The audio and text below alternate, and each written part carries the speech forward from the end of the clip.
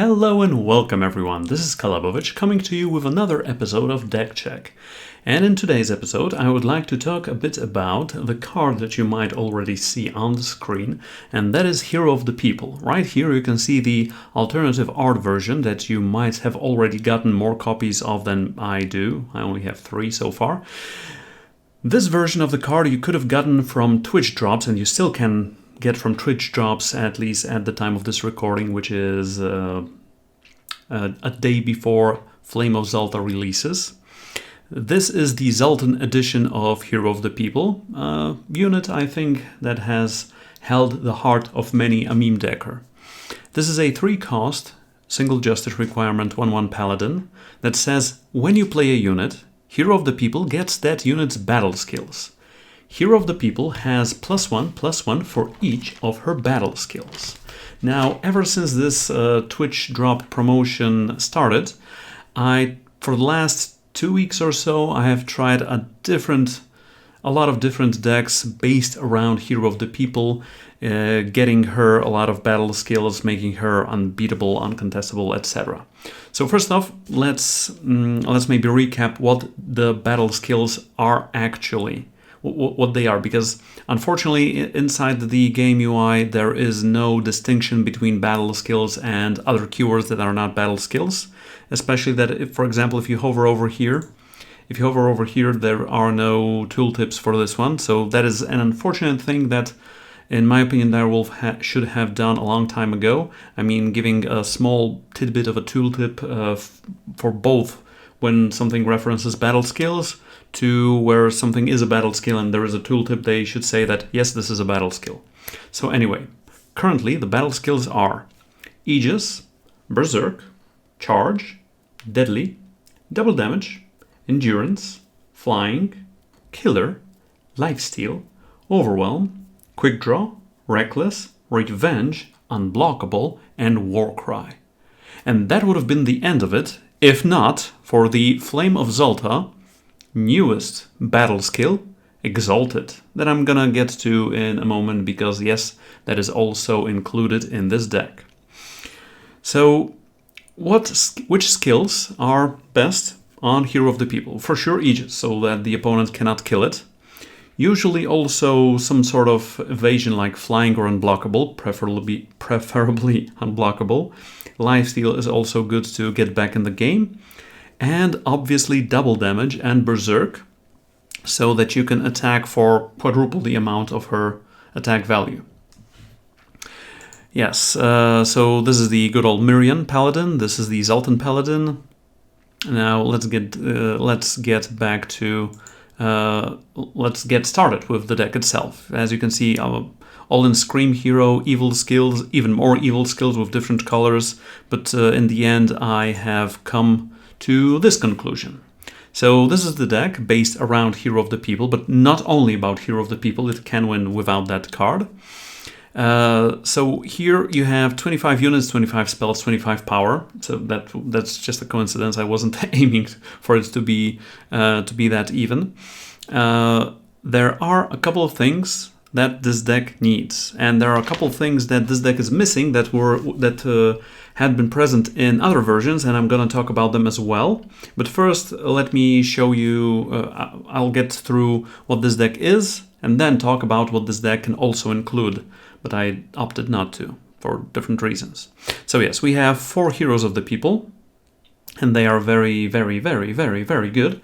But it is best if you are able to somehow protect them. For example, on 5 power, play Hero of the People and follow it up with Crownwatch Paladin. A 2-cost, 2/2, used to be a 2/1, before it used to be a 2/2 again, as far as I've heard. It is a 2/2 Paladin for 2 with Aegis and Warcry, which is a very good starter for everything. And what I've tried to do here in this deck is also give, just play units that have at least 2 battle skills, unless it's the Smuggler, so that Hero of the People gets much bigger for each other unit you play. I've also tried to do the battle skills that do not that do not copy each other. I mean, I have lifesteal on one unit, 4 copies. I have 4 copies of that, so I'm not running any other lifesteal units, etc., etc. The only exclusion being double damage and Aegis, because these are the most powerful ones. Okay, so Crownwatch Paladin can give Hero of the People Aegis and Warcry. Piercing Grief can give her Charge, Lifesteal, and Revenge on just 2 power. Also, at the end of your turn, you sacrifice Piercing Grief. It comes back to your deck, to the top 10 cards of your deck, and then it can be played for free.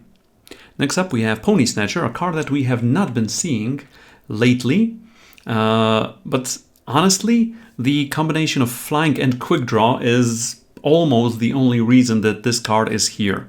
I mean, I had some other configurations of this deck where I had a ton of flying units and Hero of the People was almost always flying, but it turns out usually I did not have a lot of quick draw, and when I took out the Green Merchant with flying, when I took out Unseen Commando with flying and lifesteal, I was left with this 2-drop with flying that also has quick draw and also can steal some random stuff from the opponent's market or gain you some health. So there is that. 2 copies of Bartholo the Seducer that I have crafted specifically for this deck, and even specifically for this video because I had not been running this one previously. Because previously I was running a 4-cost also Argentport Minotaur, a 1/4 with Aegis, with Unblockable and Endurance. That for 5 could give you 2 armor. This one for 3 is a 2/2 with Aegis and Unblockable, with the ultimate of pay 7 to draw a relic of your choice from your deck, but you don't care about that ability because there are no relics in this deck. But if you really think that you can get up to 7 power reliably, you can include, for example, 1 Auric Rune Hammer or 1 Avigraft or 1 copy of something in your deck without losing much consistency. I think I would go for Auric Rune Hammer, honestly, because, well, that's usually double removal.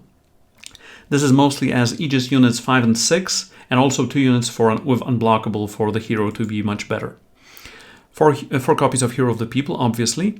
4 copies of the Rakano Smuggler. Previously, I was running Winchest Merchant because I was running some copies of some main deck cards in the market as well.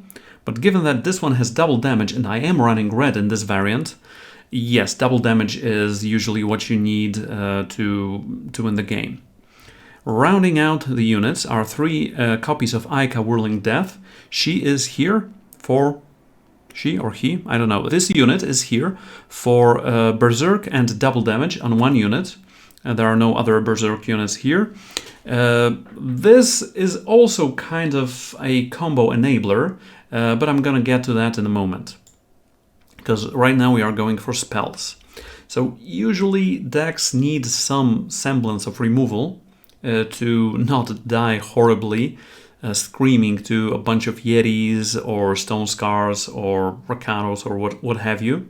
So I have included 4 copies of Torch, could also be Suffocate, but I think Torch is much better, and 4 copies of Annihilate. You could theoretically go lower on 1 or 2 copies of these cards if you feel really brave and you just want to trade units. And that is it for the removal part in the main deck. You also have 2 Seek Power because this is a 3-color deck and I am running Seeds, so I want my power to come into play non-depleted usually. Also, we have the 4 copies of Quarry. Draw one of the top 2 cards of your deck, reduce its cost by 1, discard the other. So when the other lands in your void, you can later also make use of it. But I will get to that in a moment, because right now we are getting to the meat on the bones. So if this deck relied only on Hero of the People, you would usually lose when you would not draw it or the opponent removed it, etc., etc. So if you can make another unit like the Hero of the People, for example with Honor the Fallen, a 4-cost double justice slow spell, give one of your units the battle skills of each unit in your void. So you can instantaneously make a Mega Caiaphas on lower stat units, like 2/2s or 3/1s or 1/1s or 2/1s. But also, another piece of the combo here is Reinvigorate. Ready one of your units and give it Endurance. Then it gets +1/+1 this turn for each of its battle skills. So this is a fast spell version, a one-shot version of what Hero of the People actually has. Also, if you already are playing this on Hero of the People, it just blows it up even higher.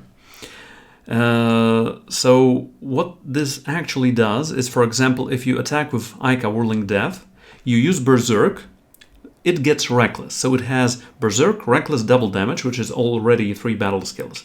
You play Reinvigorate on it, you give it Endurance, you have 4 additional battle skills, so it is a 5/5 that is attacking with Berserk and double damage, which means it is attacking for 20.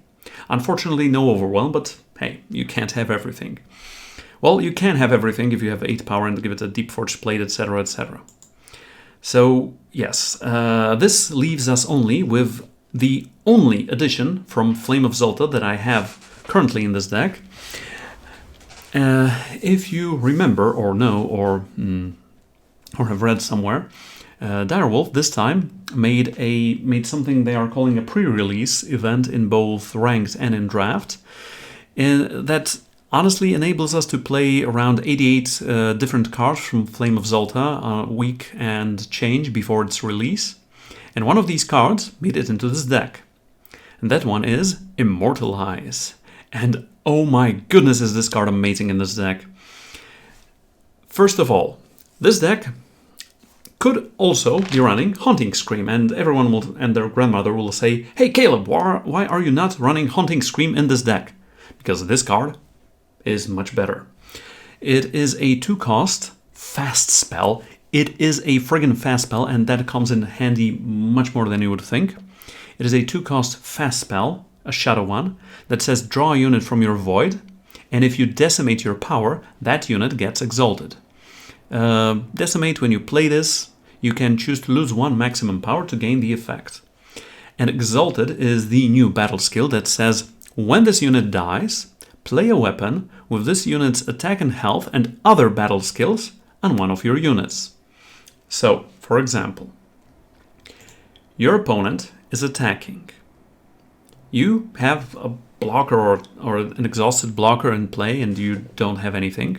So during the attack, you play Immortalize with Exalted, with Decimate that gives Exalted, on a Piercing Grief with Destiny, because it already died twice, that you have in your void.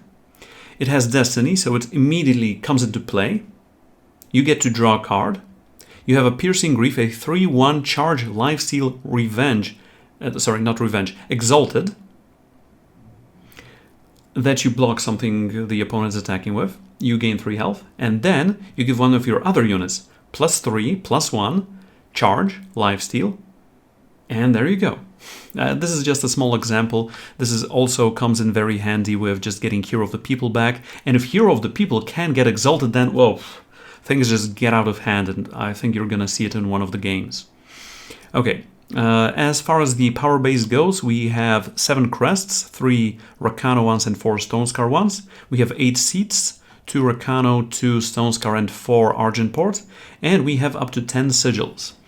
This deck has influence requirements of double fire, double justice, double shadow, which is not the highest.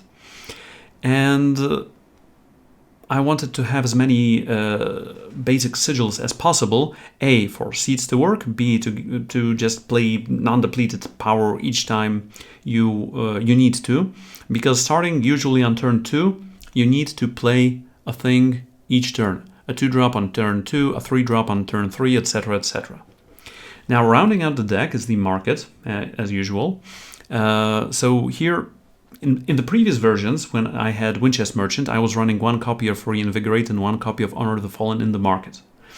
Right now that I have Red Canyon Smuggler, I moved these back main deck, and the market is running Argentport Banner, because we do have some double shadows here on Pony Snatcher.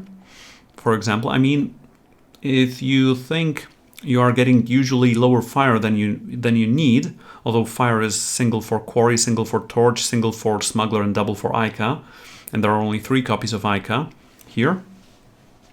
You might change it to a Rakano banner, or even token of whatever it is they called Winchest instead of Winchest on the token cycle. Next up we have Combust. This comes in very handy with Piercing Grief, especially when it came back from Destiny, or if you already have an Exalted unit, etc, etc. It is also usually just a cheap removal.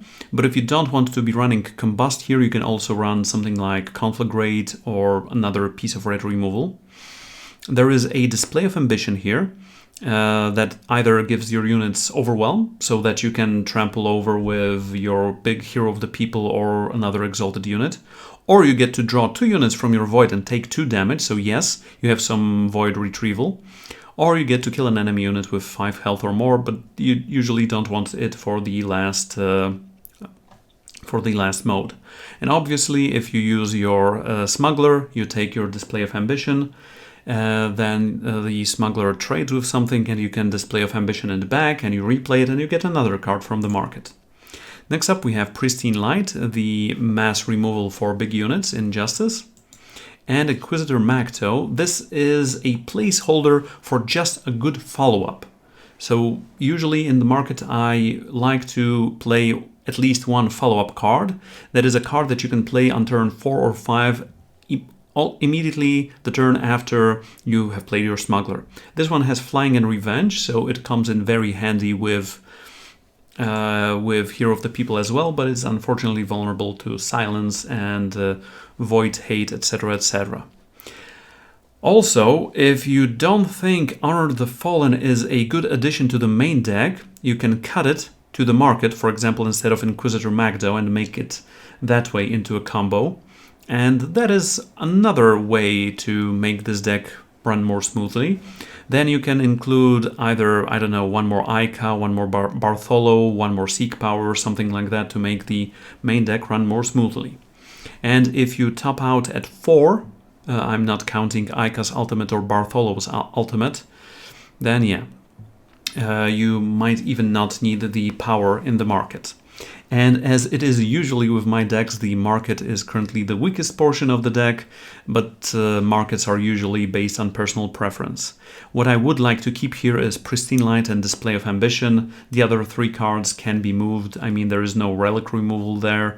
You could be running Boar still, etc, etc. I've also talked a bit about some other versions of this deck, so I'll just briefly go through them. So one of them was an even version based on Even-Handed Golem, a 2/2 Voidbound Golem for 2, that on summon, if you have no odd cost cards in your deck, draw 2 cards. But 2 cards that were not being run in the deck when this was being run in the deck was Hero of the People, so sorry, and Merchants/Smugglers. In the end, after playing with some of this, I mean, this is amazing card draw, and this deck is unfortunately kind of lacking some card draw in some moments. But if you add a Reweave package to this, so I was running 4 golems and 3 to 4 Reweaves that say sacrifice a unit to play a unit from your deck with the same cost or less and shift it. So you usually would sacrifice a golem to play a golem. Or you would play Piercing Grief, or it would return with Destiny, and you would sacrifice that and get a golem and just draw 2 cards. So that deck also included the Reweave package, like it had Vara, it had Umbran Voidbringer, that one you might not know. Umbran Voidbringer, a Flying Berserk 2/2 for 4, that on Onslaught you got to draw a unit from your Void, so that was also good recursion. Another version I was running included also Primal, that had Haunting Scream.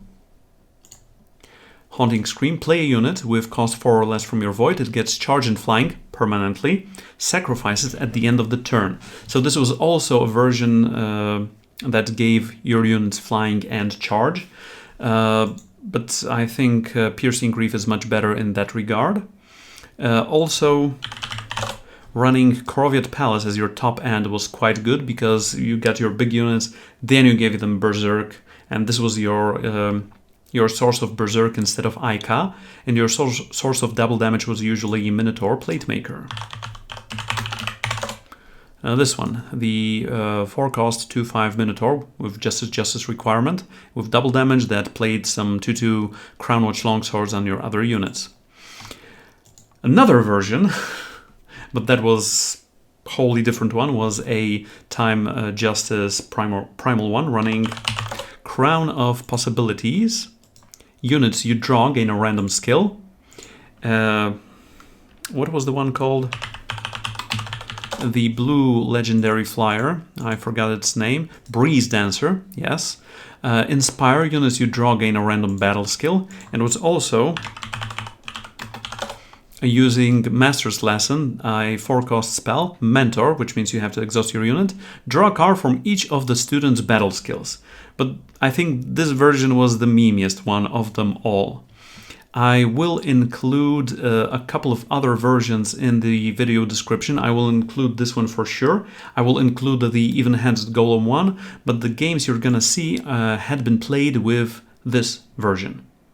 And off to the games then. And off to the races we went. Okie doke, this is a very slow start with 4 power, Ica, Reinvigorate and Torch. But Ica and Reinvigorate is a great combo if we can keep Ica in play. That is just good game, that is 20 damage. And I'm willing to just test it out, here. On this opponent that is going to be probably very sorry quite soon. Hopefully. Anyway, let's wait for them to redraw or not. And off we go. Seat of Cunning. Feln incoming. Pony Snatcher, that is a good early drop, and we can play it on turn 2. Red Canyon Smuggler, we can play on turn 3, so this is starting to look like a much better curve than just Ica. Seat of Chaos allows us to play Pony Snatcher right here, right now. And next we're gonna see, if the opponent does not remove it, if they have a market or not. If they don't, we gain 2 health. If they do, they lose a card from their market. And we probably are not able to play that card. But they do nothing, so we just attack with this one. They can have something that is damaging, so I'm playing Justice Sigil. Just in case I need to play Reinvigorate, I'm taking a look at what to get with the Smuggler. But this attack came through, and we gained 2 health, which means the opponent is not playing a market, which probably means the opponent is running an even-handed golem version. Okay, I am going for Smuggler. But what am I going for? Am I going for Display or Macto? I am going for Macto. So I already have 2 Shadow. I don't have a second Justice, and I took out a non-Justice power to the market as well. So we need to draw Justice, because I think against Feln this could be a very, very, very devastating card. Yes, we are attacking here for 6, and the opponent does not have any fast interaction effects as well. So I just lay Ica on the table. And if the opponent still does nothing, we can just attack, just Ica attacks for 20. But remember, first proc Berserk, then Recurring Nightmare, Flying Charge, Infiltrate. So this is some kind of a combo deck, it seems, but it is odd costed, which means I don't know what the opponent is playing.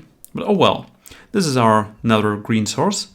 And if we just attack with everything, if the opponent did not draw any... do we need Annihilate? That card was not a single color, so probably not.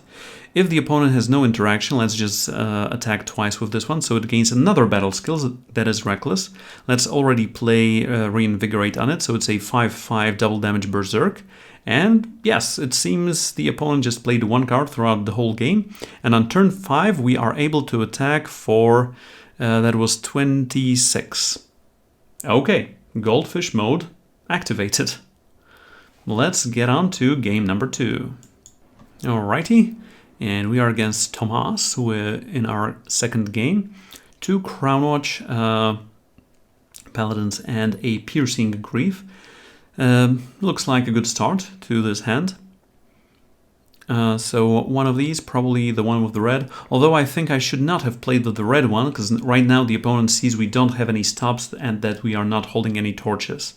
So some sort of information was passed to the opponent unwittingly, unfortunately, if they saw it. If they did not see it, well, it doesn't matter. Anyway, Crownwatch Pally. So we are attacking, we are hopefully are attacking for 2 with Warcry next turn. Sabotage takes our quarry. That is not the biggest of losses. And we have another Seat of Glory, so we have all the influence that we need and all the power that we need. We are topping off at 4, at 5 with MacLeod, but we also have 4 Decimate effects. And this had been, this Hero of the People had been Warcry already. So Ion, I have not seen that card in a while now.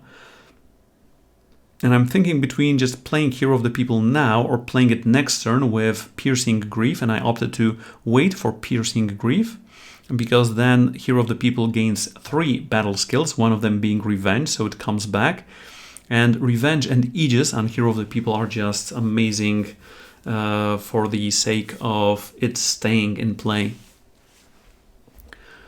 The opponent got a Primal Sigil, sure, Temple Scribe, drawing cards and taking names. So right now, playing the non-depleted Source, playing Hero of the People, playing Piercing Grief. Hero is a 5/5 charge Lifesteal Revenge, so attacking with both of these. Unfortunately, Crownwatch Paladin cannot attack because the opponent opted not to attack with Ion. This one is getting Destinied back to the deck, but it seems I am running a bit higher on power than I might have wanted. Also, Permafrost. So we need to draw Reinvigorate, specifically Reinvigorate. That is the only source of endurance here. Given that this deck is running 4 costs with MacLeod in the market, so that's 5 costs in the market as the top end, I am thinking that those Seek powers might actually not be the best choice in this deck, but I mean, we're gonna see. Okay, Crest of Glory, these we are always playing because we need to scout. Honor the Fallen, we only have Aegis and Warcry, and I don't need to give Aegis and Warcry to a unit that has already been permafrosted, so I'm putting this one down to the bottom. Can't attack because of Ion. Annihilate could take care of that Merchant, but the Merchant does not do anything for us, or to us. Mask of Torment is... It is looking like the opponent is playing a very combo-y deck. Let's see what they can come up with.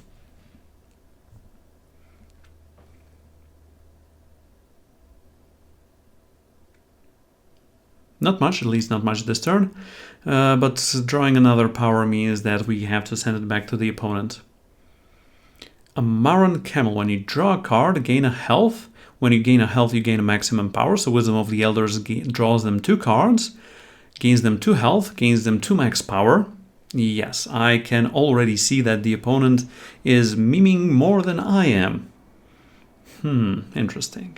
Okay, this one we play out because this one allows us to scout. We don't need another Annihilate. We cannot even use the one we already have in hand.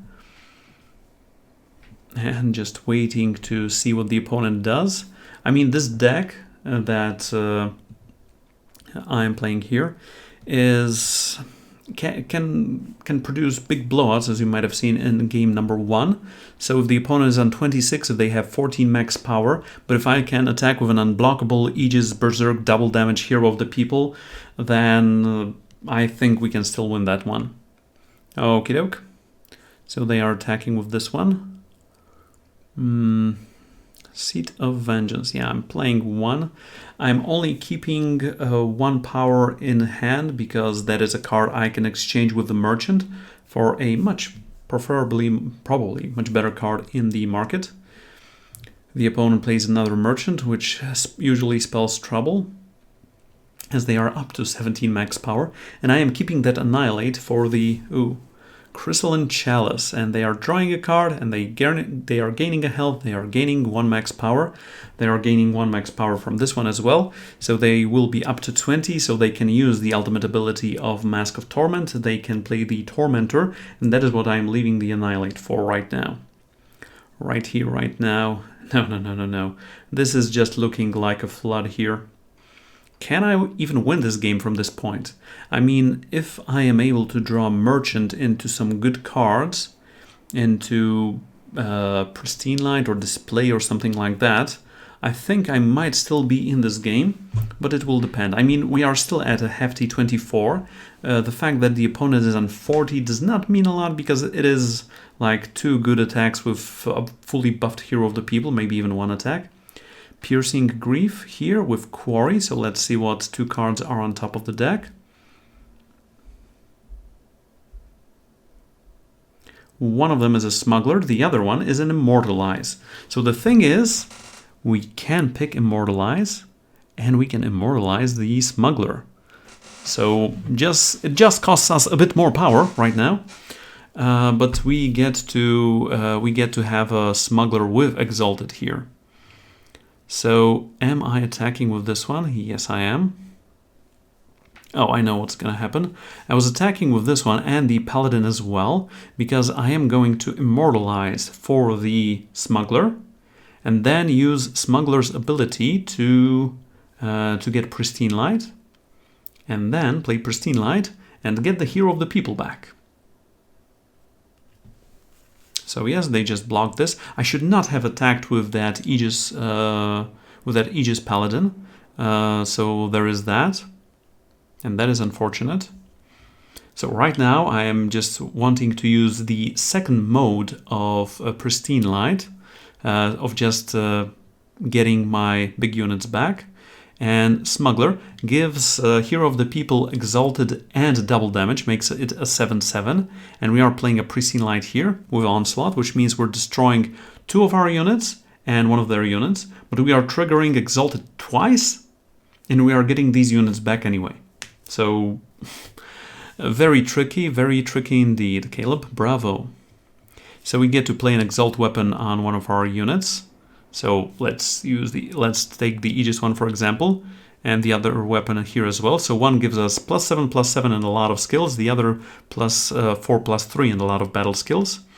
And we can just play Hero of the People next turn as well. And then we also have the display in the market.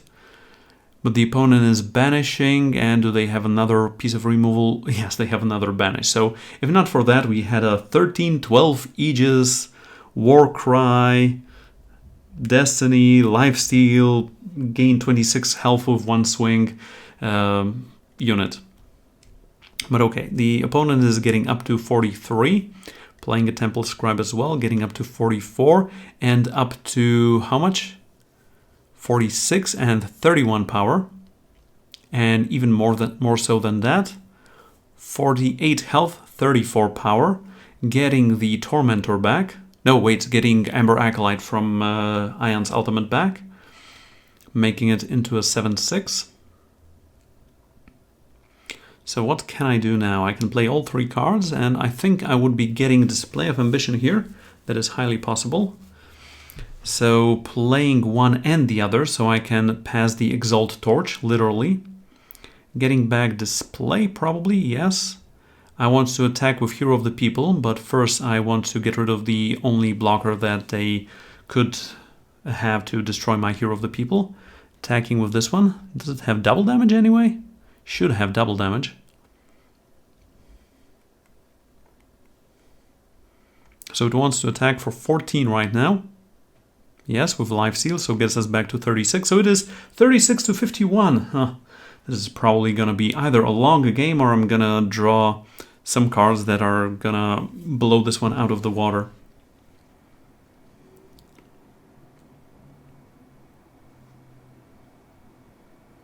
They are up to 39 max power.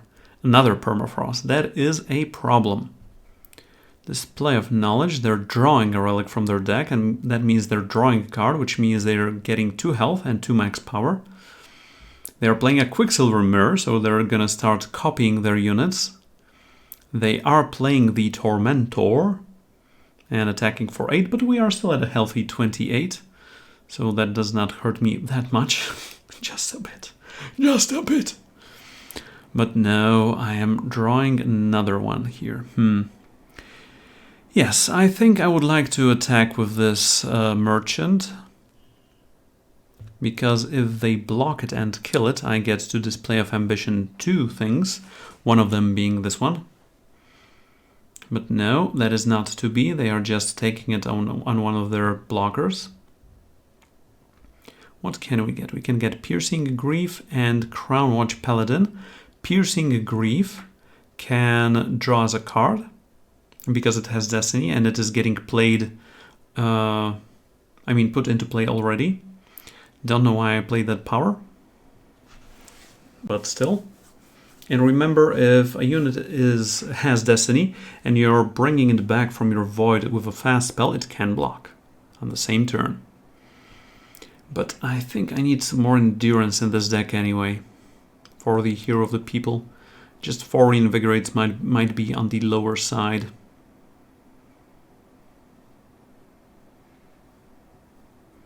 Alrighty, there.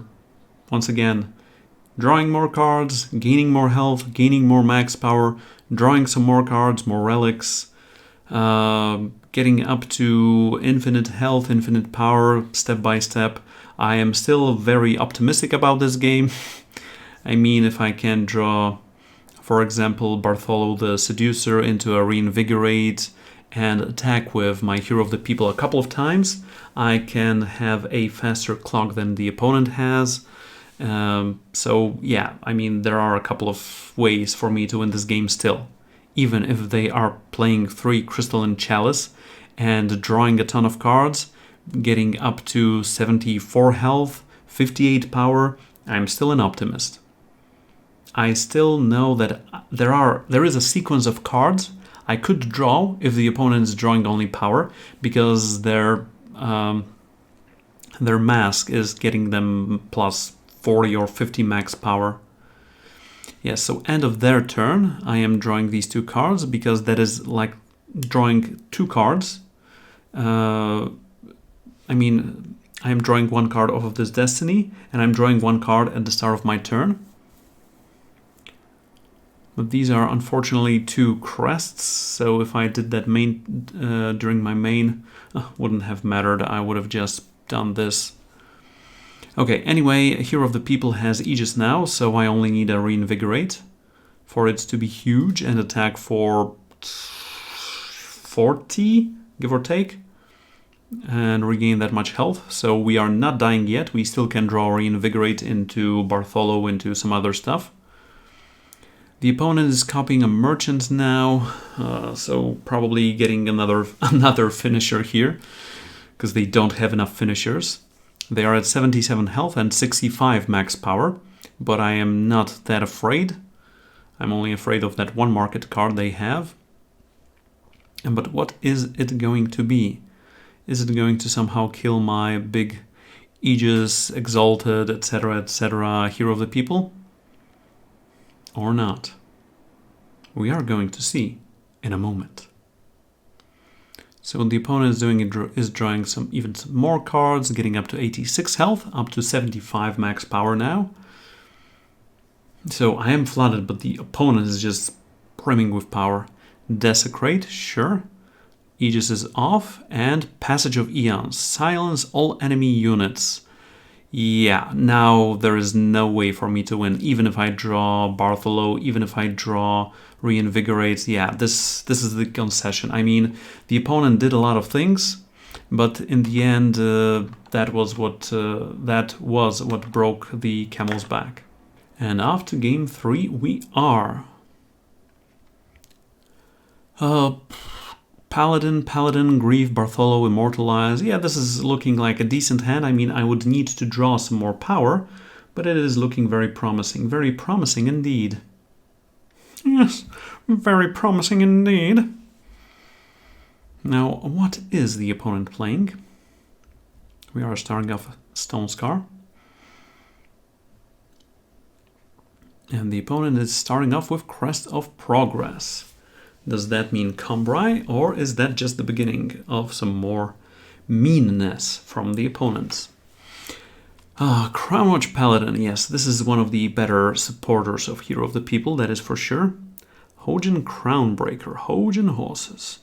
Now the question is, am I playing another Crown Watch Paladin, or am I playing Piercing Grief? And I was thinking Piercing Grief right now, because if I can play Hero of the People, and then this for some reason gets off of the top of our deck with Destiny, then Hero of the People is slightly bigger.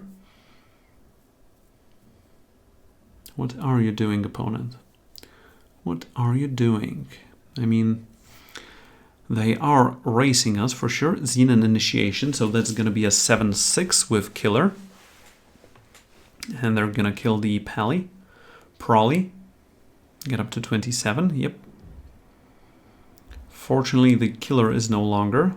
Am I playing Hero of the People now? I don't think so, because Cambrai usually has a lot of silences, like Valkyrie Enforcers, Desert Marshals, etc., etc. And Bartholo already has Aegis. And if I can draw power in 2 consecutive turns, remember on 5 we can play Hero of the People into Crownwatch Paladin. But right now, just Bartholo, sure. I mean, this is a block after all. Justice Sigil, sure. So they are, I wouldn't call it racing, just attacking for a lot. Imperial Loyalists. So far they have only played even costed cards, so it is looking much more like an even-handed golem kind of deck. Reinvigorate. Do we need Reinvigorate right now? I opted to say yes. Hero of the People it is. So yeah, just playing it out, just wanting to go for it. I mean, at that moment I thought this was my only way to go. Sword of Unity with Stand Together. Oh my goodness, so how much are they attacking for? And they are also playing a unit from their deck that is costing 4 or less. Could be a golem just for them to refill their hand, or just something big. And Sandstorm Titan is certainly big. And oh, the interaction is nice. So they first got the unit, then they played Stand Together. So they are attacking us for 13 down to 10, and they are up to 43. Oh my goodness. Can I even win this game? That's the question. Okay, Piercing Grief, and what am I even attacking with? All of them? All of them. I do have Reinvigorate, so if they block with the 6-7, I can Reinvigorate my Hero of the People. If they do not block, I go up to 17. And I am playing this one as well. 17, they can attack me for 14. I can even chump a block. The thing is, I wanted to give my Hero of the People Aegis, but if I played this one first, they could have just blocked with their 6-7. So that was a no-go. They are attacking for 19, so I have to block one of these. I am getting down to 4. That is horrible, but I do have a plan here. And we are getting a Piercing Grief here as well. The thing is, I can attack with my Hero of the People. If they block, I Reinvigorate, gain a lot of stats, kill their blocker or 2 blockers, have the Endurance on it so it can block some units on their turn. Or if they do not block, I can Reinvigorate during their attack and block. So I do have a lot of options, but I also think I want to play that Piercing Grief and gain 4 more health, so I want to gain 10 here. They are not blocking, they are not even blocking Piercing Grief, so I am up to 14, ending turn, getting the Destiny here, up and here, up and here. Did not attack with Bartholo, because if things go the bleakest route, I need that one to block as well. And if they attack with everything, how big is my Hero of the People going to be? I think big enough to kill their 8-8, so they do not draw any more cards. It is a 13-13, so we are gaining 13 health up to 27, and they are attacking us for 19, so we are back to 8. And that is a good result, especially that this Hero of the People now has Endurance, so it can attack for 8, is it? Something like 8. It can attack for 8, regain us 8 health, then be a blocker. Come on, guy, be a blocker. Xenon Initiation on one of their units as well. Okay, so we gotta watch out for that one. Crest of Glory. No, it's just a 7-7. Just a 7-7. So we can attack here rather safely unless they have... No, they can't have Stand Together. Okay, up to 15. And I'm thinking Quarry is a good card, yes. And I'm thinking we can Immortalize with Decimate, get one of these back with Exalted. And I should have done it before the attack, so that my unit would have been an 8/8 with Exalted. And now even if Hero of the People dies, it passes an 8/8 lot of metal skills torch to, for example, Bartholo. So that it is a 10/10 endurance, Aegis, unblockable lifesteal, and can keep attacking. So yes, Exalted is a big part and a big boost to this deck, for sure. But what will the opponent do? What will they do indeed? Yes. Unless they just kill Bartholo with their killer now. I mean, I'm back up to 15 health, but the opponent has 4 more max power, 4 more cards in hand. So although I think I might have a slightly better board position right now, I still think the opponent has the upper hand, or can have the upper hand, unless they only have power in hand. This game might end soon, or it might take a while. Vanquisher's Blade, it's good that my units have Aegis. Okie doke. With Spellcraft, without Spellcraft. What you doing, opponent? Oh, without Spellcraft and just attacking with this. So yes, I would like to block with my Hero of the People, pass the torch to Bartholo. Given that their unit dies, my unit gets revenged into my deck. They are playing another Sandstorm Titan and a Teacher of Humility. Yeah, let's Quarry. We can draw one of those Destiny units. No, there is an Immortalize here. But I only have a Crownwatch Paladin. So yes, attacking with for 10, with Endurance, with Unblockable, with Lifesteal. Yes, things are looking on the up and up, aren't they?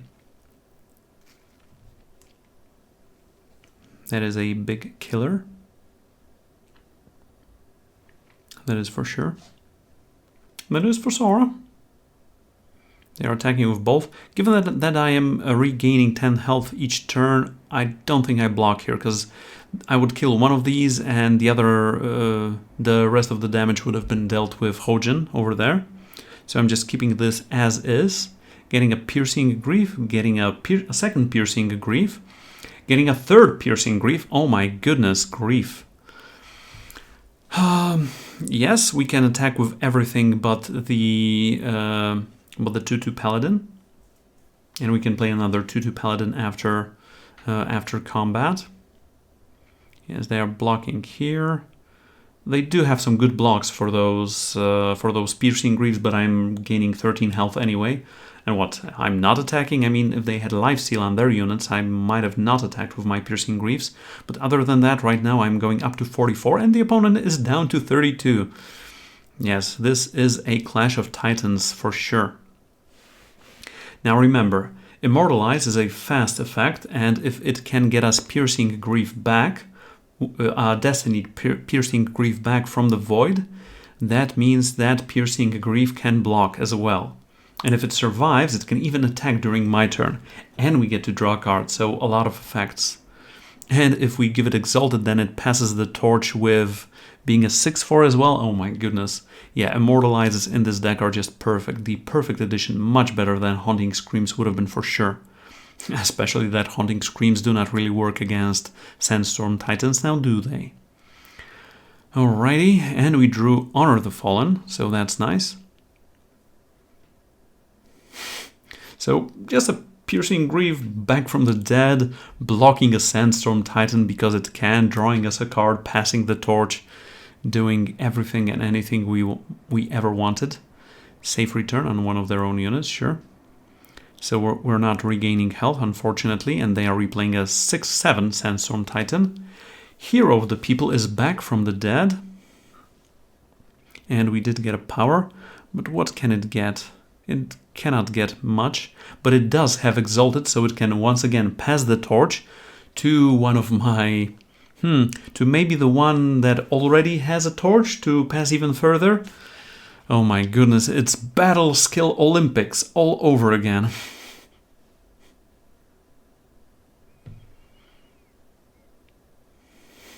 I mean, the opponent can just block the 6-4 with one of their 6-7s. Hero of the People can be chumped with the 1-1, but it has endurance. So it will be back to block.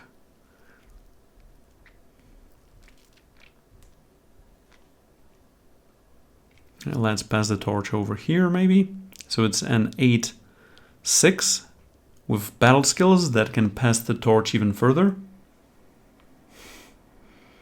Oh my goodness. Now that is a lot of defense. And we, from the lowly 4 health, we are up to 62 now. And Bartholo is doing his thing. Although this Honor the Fallen right now is not doing its thing, I think it might end up being a market card after all.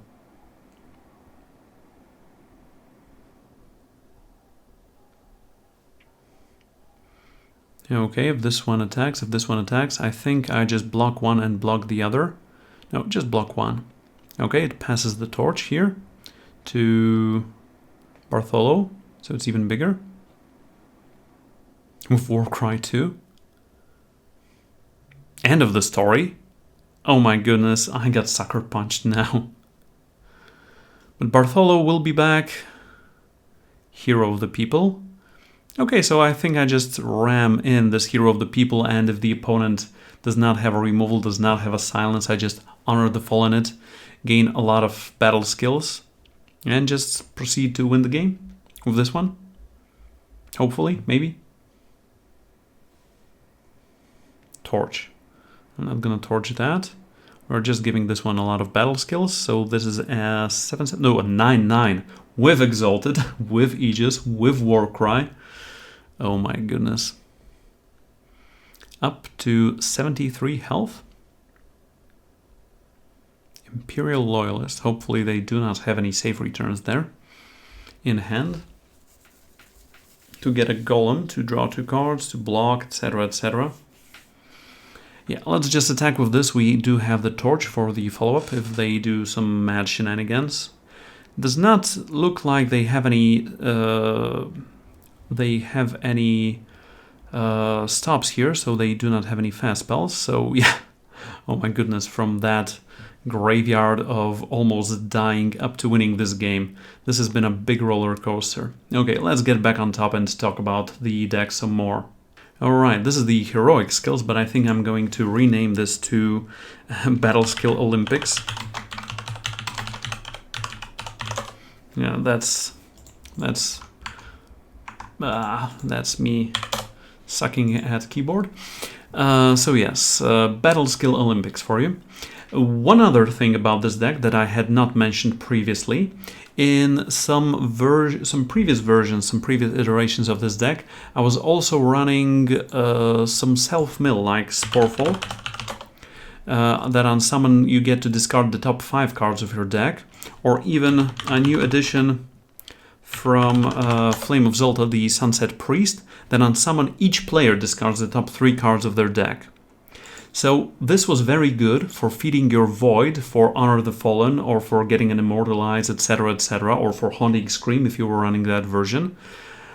Although it had a couple of problems. One of those problems is called Revenge. The other problem is called Warcry. So I was actually both feeding the top units of my deck with, putting Destinied units back there, or just making them bigger with Warcry and then discarding them for a non-bow. And that is the reason why I opted not to play those self-mill cards in this version. But yeah, there are several potential versions of this deck. Now that I look at this version, I do have a couple of things, but only for you to ponder, not for me to do anything right now, but for you, dear viewers, to ponder. You might want to get rid of Honor the Fallen from main deck and put one in the market instead of, for example, Magdo. You can also think about dropping those 2 Seek powers, because as you might have seen, I was drawing usually more power than not, and I did not have that many problems with my influence. So then you have 5 free slots in your deck, and you can play one more Bartholo, because that unblockable was quite good. You can play one more Ica. You could play a couple of units with endurance as well, or a couple pieces of removal more. So you could go for Desecrates. You could go for some just endurance units like...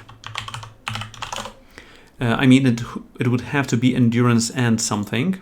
So, no, maybe not Icaria, but Icaria could be a good drop, but then you would have to run probably one more Justice Sigil in this deck, and just think of her as 1/1 flying endurance. So that is okay. So you could put like 2 of those into the deck. Other than that, what else has endurance? Charge endurance, no. Icaria, no. Crownwatch Trader could also be a thing here. Howling Kurtar could be a thing here. Streetwise Informant is the other card I was talking about. You could also go for Tavrod for your top end if you wanted to go for that, as it feeds your Void as well. So yes, dear viewers, that is it. That is the Battle Skill Olympics deck. This is one of the versions. As I said at the beginning of the video, I am going to link a couple more versions that you have not seen here, but that I did play throughout the last 2 weeks. Obviously, with the release of Flame of Zolta sometime tomorrow, as of recording it, you will probably get more cards, more good cards with a lot of battle skills to put in this deck. A good example of them is the 1-cost Justice unit that I do not remember the name of. Yes, it is here. It is the Ghost Blade Outcast. It is a 1-cost 1/1 with Exalted and Lifesteal. So this is another potential inclusion into this deck. But, I mean, we're gonna have to brew a lot of things. Oh, this is an acute error. Okay, so I will leave you with this visual error.